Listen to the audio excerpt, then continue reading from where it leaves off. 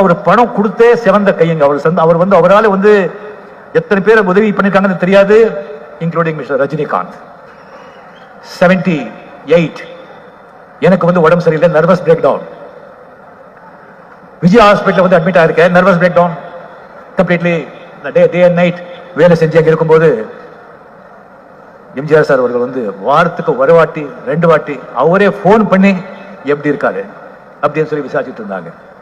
அங்க 2 மாசம் கழிச்சு 2 மாசம் அங்க இருந்து நான் குணமடைஞ்ச பிறகு என்ன வெளியே விட மாட்டேங்கிறாங்க, அப்படியே உட்கார வச்சிருக்காங்க. ஏன்னு சொன்னா நான் வந்து ஒரு போன் வருது சிஎம் ஆபீஸ்ல இருந்து அப்படின்னு சொல்லிட்டு.